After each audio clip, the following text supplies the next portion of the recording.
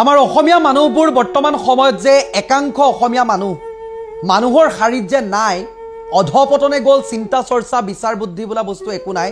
আজিৰ দিনটোতে সেই কথাটো প্ৰমাণ পালোঁ। কুংকি চৌধুৰী, সেইগৰাকী কুংকি চৌধুৰী আপোনালোকে চাগে গম পায়, সদ্য সমাপ্ত যি বিধানসভা নিৰ্বাচন তাত প্ৰতিদ্বন্দ্বিতা কৰিছিল। আৰু আজিৰ দিনটোত কুংকি চৌধুৰীয়ে স্নাতকোত্তৰ ডিগ্ৰী লাভ কৰিলে উইথ ডিষ্টিংশ্যন। আৰু এই ক্ষণটোত একাংশ অজ্ঞানী, 9 ফেইল, স্কুলৰ দুৱাৰদলি গছকি নোপোৱা কিছুমানে মোক ব্যক্তিগতভাৱে আহি মেছেঞ্জাৰত কমেণ্ট কৰিছে, বোলে মহিয়সীগৰাকী, আপোনালোকৰ মহিয়সীগৰাকীয়ে বোলে কিবা ডিগ্ৰী এটা পাইছে নহয়, বোলে ডাঙৰ ৱৰ্ল্ড মেডেল নে নবেল বঁটা দিব লাগে বোলে, আপুনি আজি এতিয়ালৈকে গমেই পোৱা নাই। নীলাজ বুলি ক'লোঁ মই আপোনাক। আপোনালোকৰ নিচিনা মানুহক মই নীলাজ বুলি ক'লোঁ। আপোনালোকৰ চিন্তা চৰ্চা গোমূত্ৰলৈকেহে আছে। আপোনালোকৰ চিন্তা চৰ্চা ঘৰৰ দুৱাৰদলি বাহিৰ হ'ব পৰা নাই। গতিকে আপুনি যিমানৰ মানুহ সিমানত থাকি কথা কোৱাটো ভাল। শৈক্ষিক দিশ নিৰ্বাচন সমাপ্ত হৈছে। চৰকাৰৰ সফলতা বিফলতাৰ ওপৰত আমি আলোচনা কৰিব লাগে, কেনেকৈ নতুন প্ৰজন্ম আগবাঢ়ি যাব লাগে তাৰ ওপৰত আলোচনা কৰিব লাগে। ছোৱালীগৰাকীয়ে নিৰ্বাচন সমাপ্ত হোৱাৰ পাছতো বৰ্তমান সময়ত এটা শৈক্ষিক জীৱনৰ সমাপ্তি ঘটাইছে বা প্ৰাপ্তি হৈছে, সফলতা হৈছে। সেইখিনি সময়ত আপুনি যদি শুভেচ্ছা দিব পৰা নাই কুংকি চৌধুৰীক, আপুনি আজিৰ দিনটোত অন্ততঃ কতো মন্তব্য নকৰিব। আপোনাৰ নিজৰ পৰিচয় আপুনি নিজেই নিদিব। মোৰ কোনোবা ব্যক্তিগতভাৱে সেয়া বাইদেউ হয়, মোৰ নিজৰ ভগ্নী হয়, সেইটো মোৰ ব্যক্তিগত কথা। তেখেতক মই শুভেচ্ছা কেনেকৈ দিওঁ কেনেকৈ নিদিওঁ সেইটো মোৰ ব্যক্তিগত কথা। আপোনাকো ক'লোঁ, আপুনিও শুভেচ্ছা দিয়ক নিদিয়ক সেইটো ব্যক্তিগত কথা। কিন্তু কিছুমান অশ্লীল মন্তব্য মোক যে টাৰ্গেট কৰি বা কিবা যে মেছেঞ্জাৰত দিবলৈ আহে, মই স্ক্ৰীনশ্বট দিবলৈ এইটো কাৰণে লাজ কৰোঁ, কাৰণ আপোনালোকৰ দৰে আমি নীলাজ নহয়। আপোনালোকে, মই ক'লোঁ নহয়, উলংগ মানুহক কাপোৰৰ যেনেকৈ প্ৰয়োজন নাই, আপোনালোকে মাত্ৰ এনে দেখাক দেখি কাপোৰ কানি পিন্ধি আছে, কিন্তু আপোনালোকে কাপোৰ কানি পিন্ধাৰো বৰ্তমান সময়ত যোগ্য হৈ থকা নাই। কুংকি চৌধুৰী বৰ্তমান সময়ত যে আমাৰ অসমৰ দৰে ঠাইত শিক্ষিত মানুহৰ যে মূল্য নাই, সেইটোৱে প্ৰমাণ যে আমি 10ম শ্ৰেণী উত্তীৰ্ণ মানুহক আমি বিধায়ক বনাওঁ আৰু মাষ্টাৰ ডিগ্ৰী পোৱা মানুহক আমি গৰু বুলি হাঁহোঁ। কথাটো সিমানেই পাৰ্থক্য। আপোনালোক যে খুব সৰ্বজ্ঞানী সৰ্বজান্তা দেখুৱাই থাকে, মই গম পাওঁ।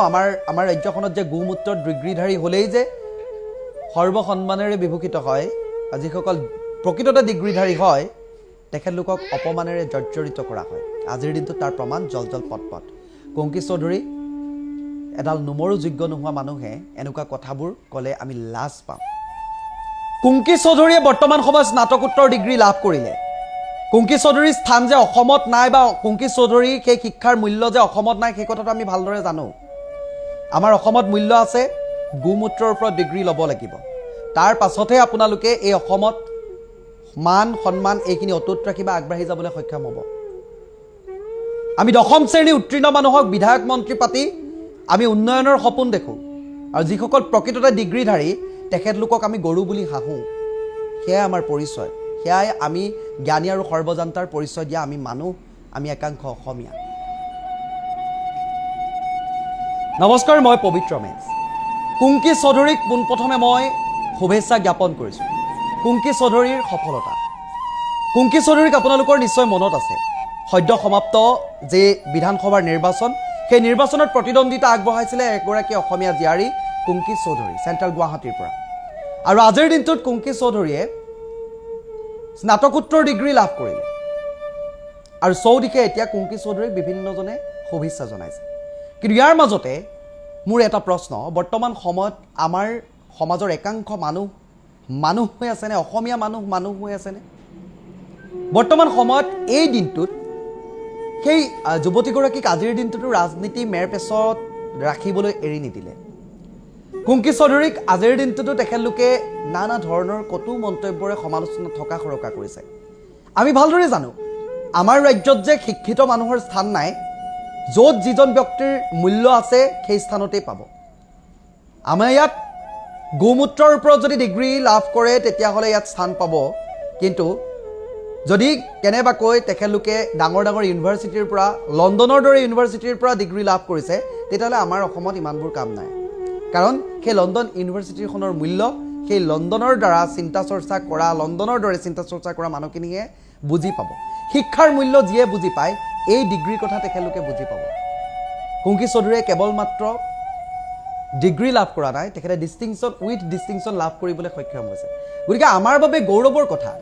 আপুনি শুভেচ্ছা দিব নোৱাৰে নাই কুংকি চৌধুৰীক, কিন্তু কুংকি চৌধুৰীক নিৰ্বাচনৰ পাছৰ পৰা এই সময়খিনিলৈকে আমি বাৰে বাৰে কথাটো কৈ থকা এইটোৱে কথা যে ছোৱালীজনীক নিৰ্বাচনত প্ৰতিদ্বন্দ্বিতা কৰাটোৱেই ইমান ডাঙৰ ভুল হৈ গ'ল নেকি, যে কুংকি চৌধুৰীৰ প্ৰতিটো ক্ষেত্ৰতে তেখেতে কিবা এটা আপডেট কৰিলেও প্ৰত্যেকটো সময়তে বেলেগ এটা ধাৰাৰে সৃষ্টি কৰে, প্ৰতিটো কথা ৰাজনৈতিক দিশেৰে কিয় নিব বিচাৰে? তেখেতৰ শিক্ষাৰ শৈক্ষিক মানদণ্ড, শিক্ষাৰ নৱপ্ৰজন্মৰ বাবে কি আদৰ্শ হ'ব পাৰে, কি ছেট হ'ব পাৰে, সেইখিনি কথা আমি বিচাৰ বিবেচনা কৰিব লাগে। প্ৰতিটো সময়তে নানা ধৰণৰ কটু মন্তব্যৰে সমালোচনা কৰি মানুহগৰাকীক ভাঙি পেলোৱাৰ দৰে চেষ্টাবোৰ কিয় কৰে? মানে আপোনালোকৰ এনেকুৱা এটা চৰিত্ৰ আছে, আমি জানো আমাৰ অসমীয়াৰ এনেকুৱা এটা চৰিত্ৰ আছে, যেতিয়ালৈকে মানুহগৰাকীক শেষ কৰি নাপালায়, নিজৰ মানুহক যেতিয়ালৈকে শেষ কৰি নেপেলায়, তেতিয়ালৈকে শান্তিত শুব বা খাব নোৱাৰে। গতিকে সেই চৰিত্ৰ বৰ্তমান সময়ত আজিৰ দিনটোত প্ৰকাশ পাইছে, লাজ পাইছোঁ। অন্ততঃ আজি এই ভাল দিনটোত ছোৱালীজনীক যদি আপোনালোকে, যুৱতীগৰাকীক যদি আপুনি শুভেচ্ছা জনাব নোৱাৰে, আপোনালোকে কটু মন্তব্য নকৰিব। এটা অতি ভাল দিন, গৌৰৱ কৰিব লাগে। কোনোবাই কৈছে একো তীৰ মৰা নাই, হয় একো তীৰ মৰা নাই, কিন্তু সেই তীৰ মৰা নাই শব্দটো ব্যৱহাৰ কৰোঁতেও জানো আপোনাৰ অকণমান হ'লেও বেয়া লগা নাই? শব্দটো কাৰ বাবে লিখিছে? কেৱল ছ'চিয়েল মিডিয়াত মোবাইল এটা আছে বুলি আপোনালোকে এনেধৰণে সমালোচনাবোৰ কৰি দিয়ে, যাৰ পৰিপ্ৰেক্ষিতত কাৰোবাৰ জীৱন যে শেষ হৈ গৈছে, এই কথাবোৰ আপোনালোকে কিয় চিন্তা চৰ্চা নকৰে? সামাজিক মাধ্যমটো ব্যৱহাৰ কৰিছে, আপোনালোকৰ সন্তান আছে, সেইসকলৰ সুবিধাৰ্থে ব্যৱহাৰ কৰকচোন। কেৱল মাত্ৰ বিজতৰীয়া কথাবোৰ চিন্তা চৰ্চা কৰি মগজবোৰ কিয় গেলাই পেলাইছে? নাপায় মানুহ ইমান নিচ হ'ব।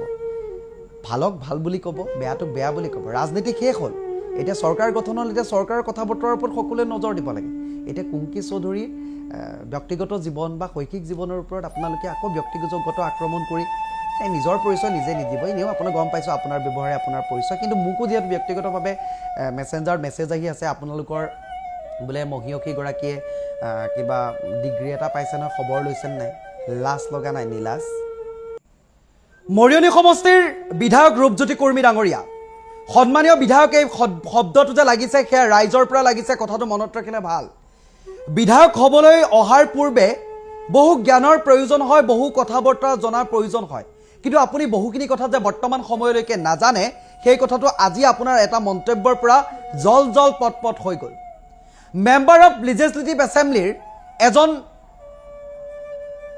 অধিকাৰী হৈ বৰ্তমান সময়ত আপুনি যিটো মন্তব্য কৰিলে, তাৰ বাবে আমি গম পালোঁ বৰ্তমান সময়ত আমাৰ দৰে ভোটাৰ ৰাইজ জগৰীয়া নে আপোনাৰ দৰে প্ৰতিনিধি নিৰ্বাচন কৰাটোত আমাৰ ভুল হৈ গ'ল। সেই কথাটো ইতিমধ্যে ৰাইজে গম পাইছে আপোনাৰ এই মন্তব্যটোৰ পৰা।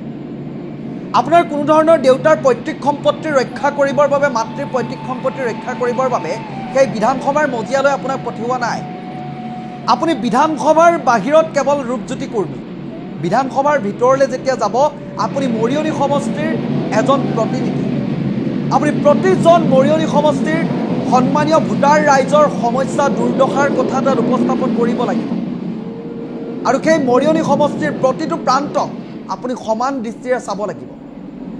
আপুনি বিধায়ক হিচাপে শপত গ্ৰহণ কৰি যেতিয়া আপুনি শপত গ্ৰহণ কৰিছিল, তেতিয়া আপুনি কি বুলি শপত লৈছিল?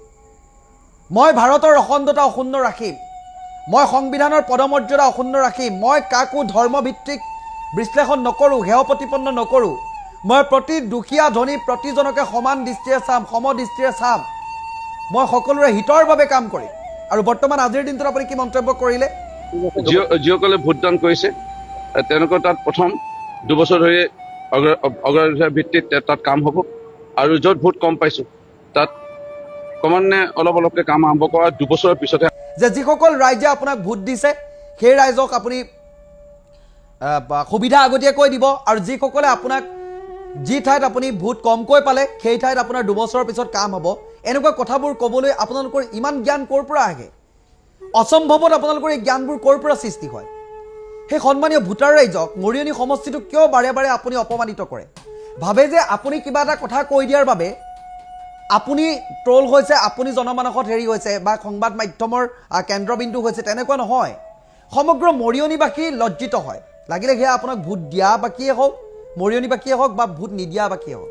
আৰু এটা কথা আপুনি মনত ৰাখিব, মৰিয়নি সমষ্টিৰ প্ৰতিজন ব্যক্তিৰ টেক্স পেয়াৰ হয়, আৰু সেই টেক্সৰ পইচাৰে আপুনি চলোৱা গাড়ীখনত তেল সোমায়, আপুনি মাহিলী দৰমহা পায়, আপুনি থাকিবলৈ ঘৰ ভাড়াটো সেই ৰাইজৰ পইচাৰে দিয়া টেক্স পেয়াৰৰ মানুহখিনিয়ে দিয়া পইচাৰ বাবেহে আপুনি তেনেকুৱা এটা লাভ বিলাসিতাৰ জীৱন কটাব পাৰে সেই বিধানসভাত যে বহিবলৈ পাইছে সেইসকল জনতাৰ বাবেহে বহিবলৈ পাইছে আপোনাৰ ঘৰৰ সেইখন পৈতৃক চকী নহয় সেইবাবে কৈছোঁ এটা সন্মানীয় সমষ্টিৰ এজন সন্মানীয় বিধায়ক বা এজন প্ৰতিনিধি হিচাপে কেনেদৰে সন্মানেৰে কথাবোৰ ক'ব লাগে স্থান কাল পাত্ৰভেদে কি কথা ক'ব লাগে বিশেষ্য বিশেষণ সৰ্বনাম ক্ৰিয়া পদ অব্য এই ক'ত কেনেকৈ ব্যৱহাৰ কৰিব লাগে এই সকলোবোৰ আপুনি জানিব লাগিব আপুনি জনপ্ৰতিনিধি হ'বলৈ আগবাঢ়ি আহিছে আৰু জনপ্ৰতিনিধি আপুনি কেইবাবাৰো হৈছে আপুনি ইমান দিনে নিৰ্বাচনত অৱতীৰ্ণ হৈ এজন প্ৰতিনিধিৰ কেনেকুৱা গুণ থাকিব লাগে কি কি কথা জানিব লাগে